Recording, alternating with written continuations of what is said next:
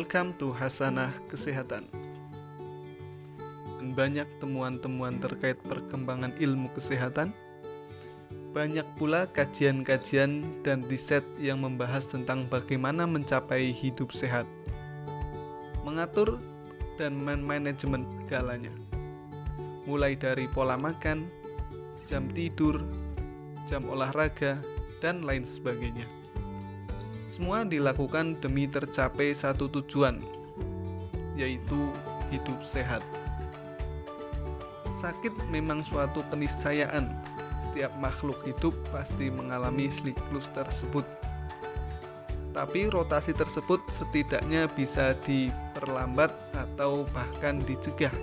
Misalnya, dengan membudidayakan gaya hidup sehat, aktif secara fisik, tidur yang cukup, pola makan yang baik, menjaga kebersihan, serta tidak membiasakan kebiasaan buruk. Di zaman ini, kita bisa melihat banyak data kesehatan yang ditunjukkan oleh pemerintah atau instansi lain. Melalui mencoba meniru pola hidup mereka, jargon dan petuah bijak bertema kesehatan juga rasanya sudah banyak sekali. Beberapa di antaranya terkenal hingga menjadi semacam peribahasa. Kita semua pasti sepakat dengan dogma, sehat itu mahal harganya. Atau kutipan lain, mention in corporation, di dalam tubuh yang kuat terdapat jiwa yang sehat. Namun pernah kita melirik sosok dan figur kesehatan sesungguhnya? Beliau adalah Nabi Muhammad SAW. Mencoba mempelajari sisi lain kehidupan Nabi, tidak hanya tentang interaksi beliau kepada para sahabat dan mutiara-mutiara hikmah tentang Islam. Nabi Muhammad digambarkan oleh para sahabatnya sebagai sosok sempurna secara fisik. Bahkan tatkala usia kian bertambah, beliau tetap nampak segar dan awet muda. Beliau adalah sosok yang bisa katakan hampir-hampir tak pernah sakit seumur hidup. Kita bisa melihat gambaran sosok Nabi Muhammad SAW dari hadis yang diriwayatkan oleh salah satu sahabat terdekatnya. Beliau adalah Anas bin Malik radhiyallahu an. Seorang sahabat yang selama bertahun-tahun hidup mengabdi diri menjadi pembantu Nabi dan menemui serta memberi kebutuhan beliau. Rasulullah berkulit cerah, seakan-akan keringatnya adalah mutiara. Jalannya tegap, tak pernah menyentuh sutra. Tidak ada yang lebih lembut dari telapak tangan Nabi.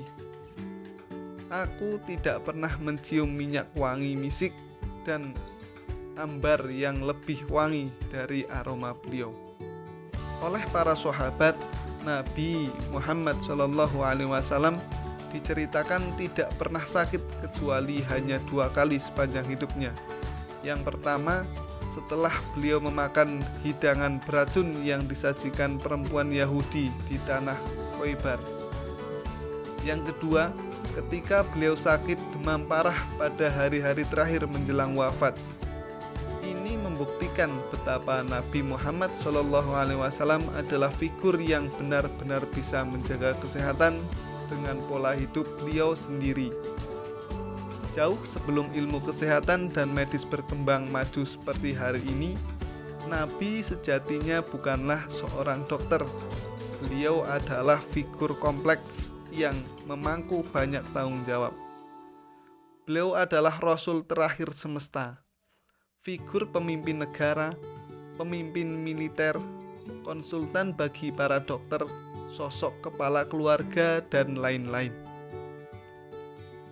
Namun tidak dapat dipungkiri, pengetahuan dan wawasan beliau tentang kesehatan juga tidak bisa diabaikan.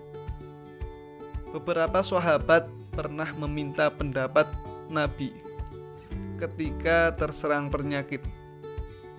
Lantas Nabi mengajarkan kepada para sahabat untuk mengonsumsi makanan atau buah tertentu yang ternyata memiliki khasiat luar biasa bagi kesehatan.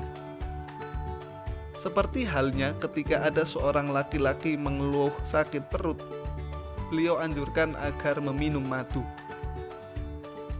Pola hidup Nabi Muhammad SAW adalah pola hidup sederhana. Beliau bukan tidak mampu hidup dalam kemewahan. Nabi menyadari betul pola hidup sederhana dan tidak berlebihan akan lebih memiliki nilai positif. Salah satunya adalah nilai positif dalam kesehatan.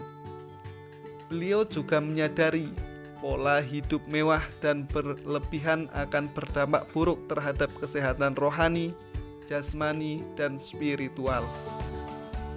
Bahkan dalam satu doa, beliau justru meminta dijadikan sebagai sosok miskin dan kumpulan bersama orang-orang miskin. Beliau juga tidak pernah minta dijadikan pribadi yang kaya. Yang beliau minta adalah cukup. Dalam suatu hadis yang artinya, "Ya Allah, jadikanlah rezeki bagi keluarga Muhammad sebagai rezeki yang cukup." Hadis diriwayatkan Imam Muslim. Al-Kisah, seorang dokter dari daerah Najran sempat mendengar tentang kepiawaian Nabi Muhammad SAW dalam dunia medis. Namanya Sarmadel bin Qutbat Al-Ka'bi. Suatu hari Sarmadel menyempatkan diri untuk berdialog dan berdiskusi dengan Nabi tentang dunia medis. Rasul tidak menolak kedatangannya. Beliau menerimanya dengan terbuka dan berkenan menjawab ketika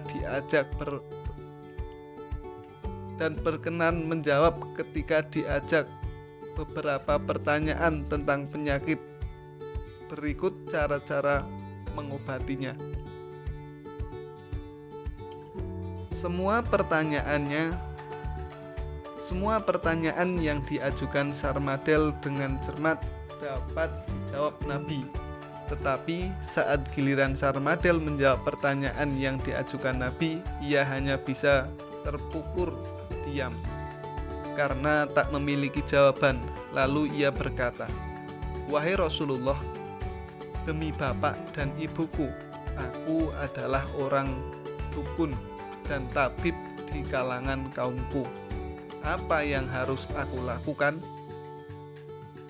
Rasulullah menjawab, "Bedahlah uratnya, tusukkanlah jika terpaksa, dan gunakanlah sana atau sejenis tumbuhan, dan janganlah engkau mengobati seorang sebelum mengetahui jenis penyakitnya."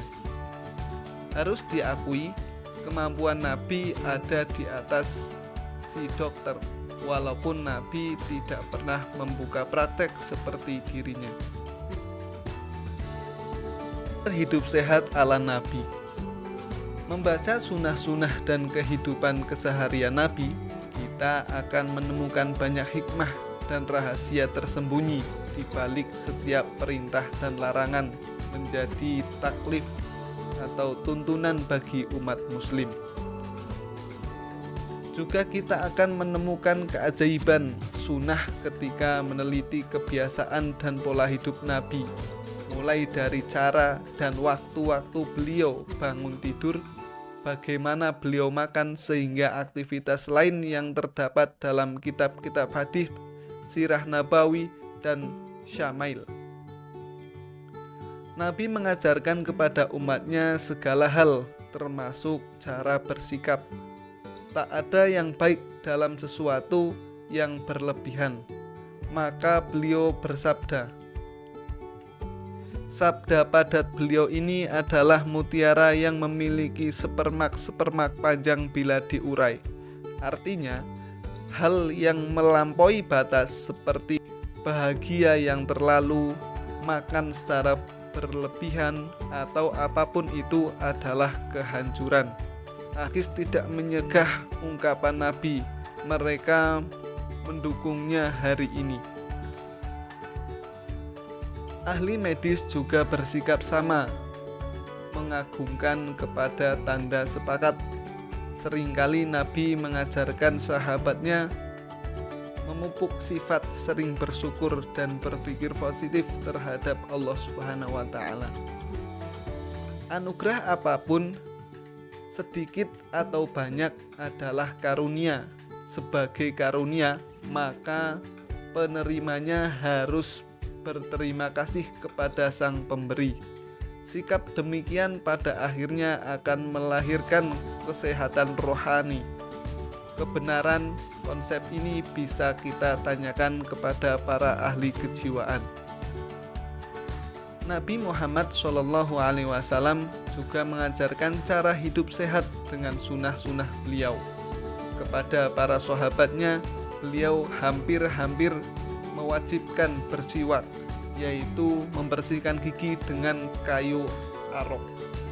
Dalam satu hadis terkenal, beliau bersabda yang artinya, andaikan saja aku tidak takut memberatkan umatku, niscaya aku perintahkan mereka bersiwak.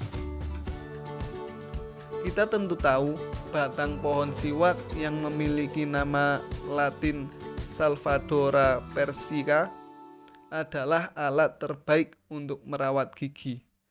Hal itu baru diketahui pada masa hidup Nabi. Siwak tidak hanya memiliki nilai ibadah seperti meningkatkan pahala sholat mencapai 70 kali lipat. Tetapi lebih dari itu, siwak juga punya nilai kesehatan yang sudah bukan lagi menjadi rahasia. Bahkan di era maju seperti sekarang, siwak tetap relevan meski telah ditemukan sikat gigi dengan berbagai inovasi serta pasta gigi dengan beragam campuran bahan adiktifnya. Siwak lebih dari sekedar sikat gigi biasa. Selain memiliki serat batang yang elastis dan tidak merusak gigi di bawah tekanan keras, juga memiliki kandungan alami antimikrobial dan anti-desai sistem. Batang siwak yang berdiameter kecil memiliki kemampuan fleksibilitas tinggi untuk menekuk ke arah daerah mulut secara tepat dan dapat mengikis plak pada gigi. Siwak juga aman dan sehat bagi perkembangan gusi. Dr. Muhammad Hazim Al-Nasimi dalam bukunya At-Tib An-Nabawi fi Al-Ilm Al-Hadis menuturkan, akibat interaksi mulut dengan faktor luar akan menyuburkan bakteri yang dinamakan dengan kelopak bakteri mulut. Bakteri ini lumpuh dalam tubuh manusia sehat dan menjadi berbahaya jika manusia melalaikan kesehatan mulutnya atau jika terkena sesuatu yang melelahkan daya tahan tubuh.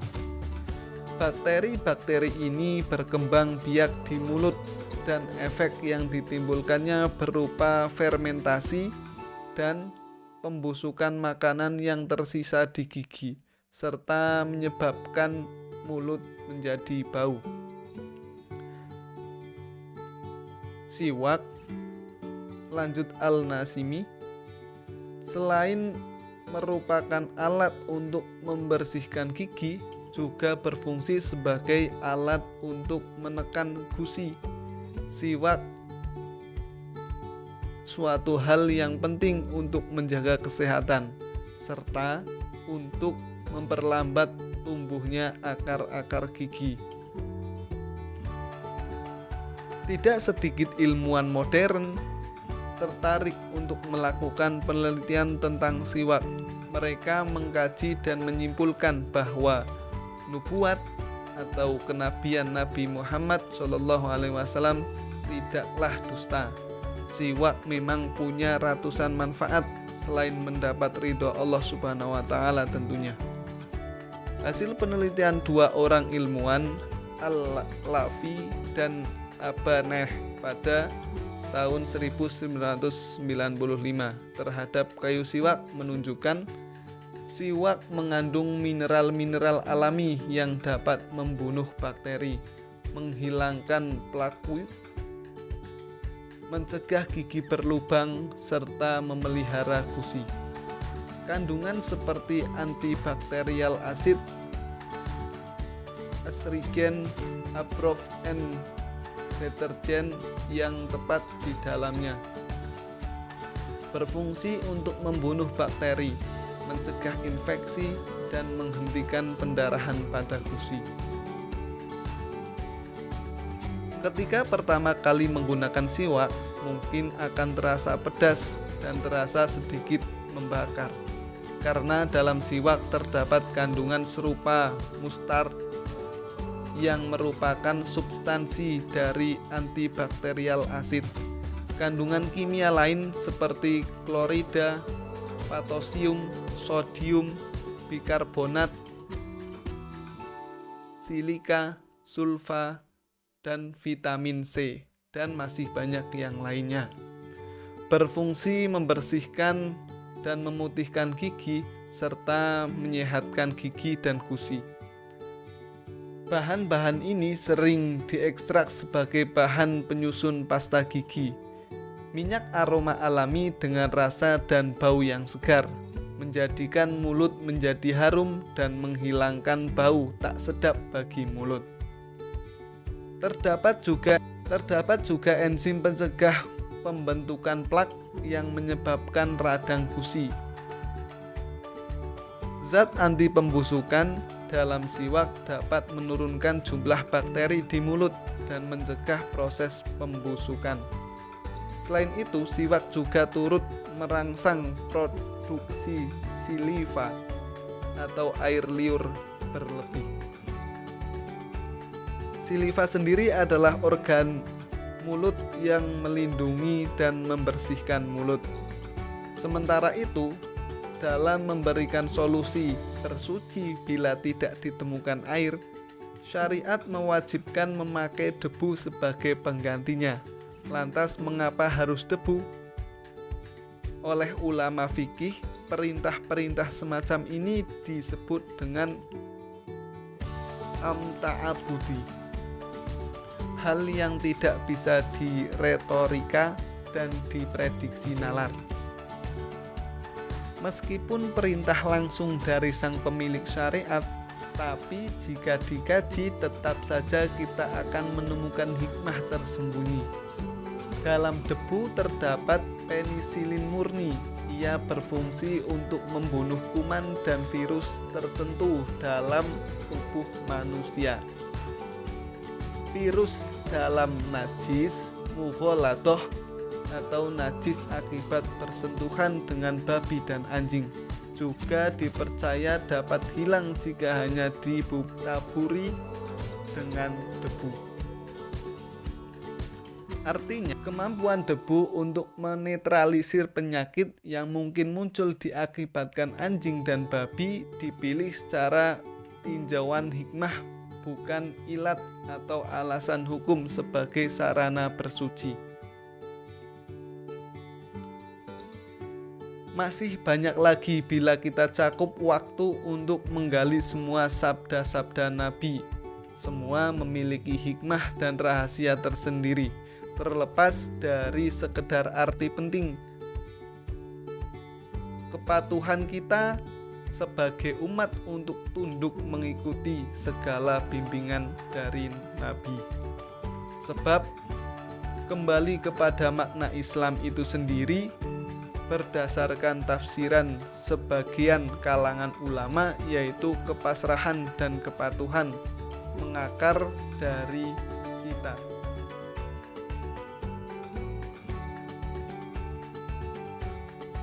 Begitu tadi sedikit ulasan betapa Nabi adalah sosok seorang dokter yang abadi yang akan kita ikuti apa yang beliau lakukan selama beliau hidup sebagai acuan untuk kita agar bisa hidup sehat. Sekian, semoga berkah dan manfaat.